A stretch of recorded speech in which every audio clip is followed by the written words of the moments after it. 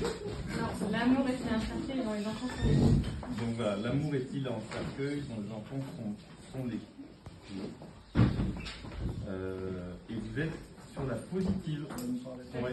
Alors attendez, du coup, excusez-moi, je vais tout ça, je le redis, pardon. Je vais faire tomber ça. Voilà, Mathilde Dérault.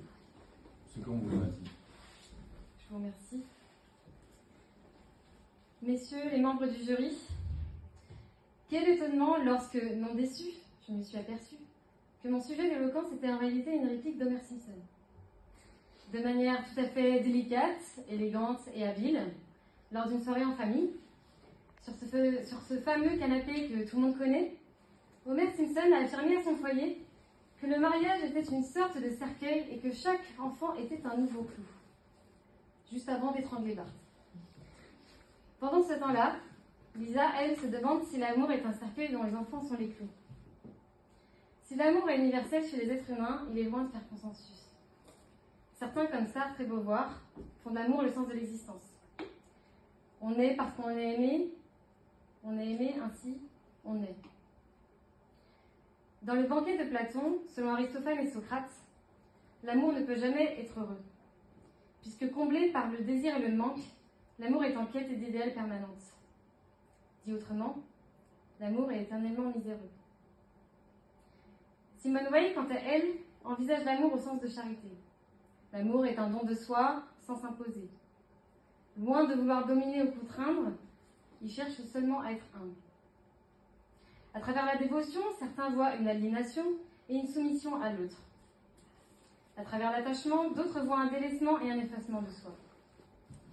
L'amour serait finalement une atteinte à l'autonomie qui mène parfois à l'agonie. Mais comment l'amour peut-il être un cercueil? Cette longue caisse dans laquelle on enferme un corps avant de l'enterrer.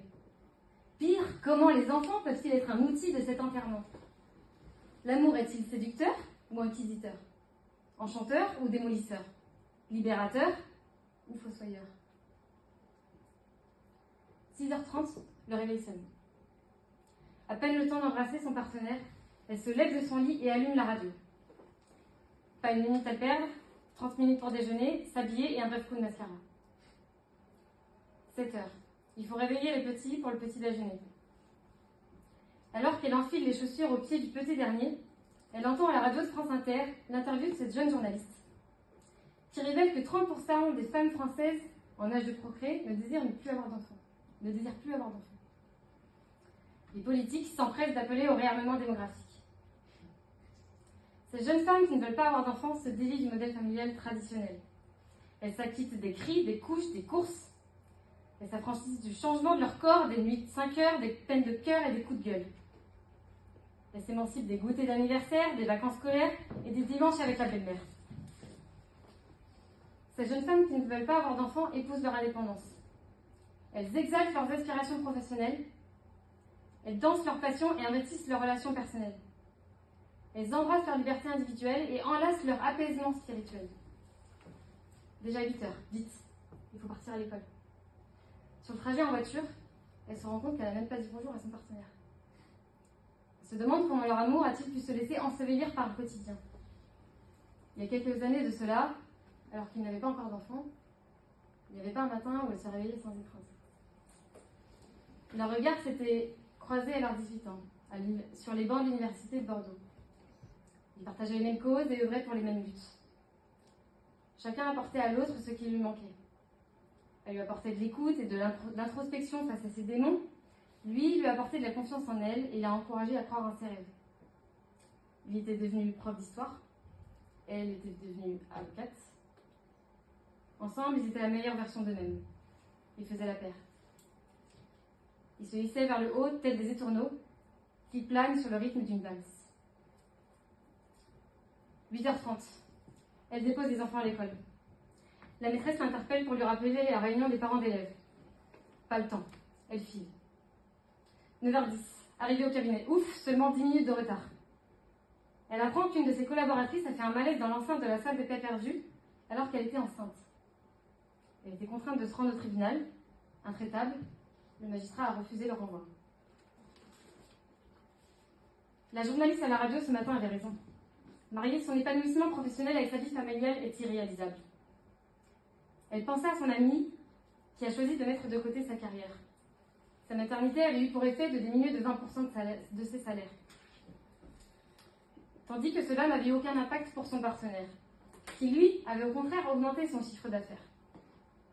Il était donc plus propice de s'entériner à l'éducation de leurs bambins plutôt que de payer des frais de nourrice. L'un des deux doit être sacrifié. La famille ou le travail, l'amour d'autrui ou l'amour de soi. 12h35. Ses collègues l'invitent à en prendre un pot au Rohan, place de l'hôtel de ville. Pas le temps. Un SMS de sa meilleure amie se juxtapose à la lecture de ses mails. Elle propose des vacances entre copines, elle seule, sans conjoint, sans enfant. C'est vrai que ça fait quelques années qu'elle n'a pas pris de repos. Le week-end de Pâques, peut-être? Mince, il y a le tournoi de foot du cadet. Et les vacances de printemps? Zut, on avait promis de rendre visite aux beaux-parents. Elle repensait à ses vieux rêves. Elle avait prévu de faire le tour d'Europe à pied avec sa meilleure amie. Mais chaque fois qu'elle lui en parlait, il se fâchait. 16h. Son collaborateur l'interpelle. Il lui demande si elle se porte bien en ce moment. Il la trouve fatiguée, éreintée, effacée. Alors qu'il pose un regard sur sa peau, elle tire sa manche pour couvrir ses ecchymoses. 18h. Vite, il faut récupérer les enfants à l'école. Dans les embouteillages, elle reçoit un appel de sa meilleure amie pour confirmer leur escapade. Elle lui répond que cela ne va pas être possible, plus à leur âge. Puis, elle commença à se confier. Il partage le fait qu'à la maison, la chandelle ne brille pas des plus belles. La semaine dernière, il a levé la main sur elle. Son ami lui dit de fuir. Mais il y a la maison, le crédit et les enfants. Qu'est-ce qu'on fait des enfants? Elles se sont coincées et n'y voient aucune issue. 18h30, retour à la maison, d'abord la douche, puis la préparation du repas. Elle tente de se détendre en mettant un vinyle de Zao Sagazan, La Symphonie des éclairs, son album préféré. Mais en vain. 19h30, elle sait, il faut lui parler. Elle dit que cette vie ne lui correspond plus. Elle se sent parquée, enchaînée, cadenassée. Lui ne comprend pas. Il a saisi par le bassin, qu'elle le veuille ou non, les enfants ont scellé leur destin. Elle ne pourra jamais tracer autre chemin. Elle se trouve immobilisée par ses bras, acculée sous son poids, asphyxiée par la force de ses mains. Pas le temps d'appeler à l'aide. Ses soupirs s'engouffrent dans l'abîme. La seule voix restante est celle du vinyle résonnant. Ça, c'est l'amour. L'amour, ça rend fou, et il en est sûr.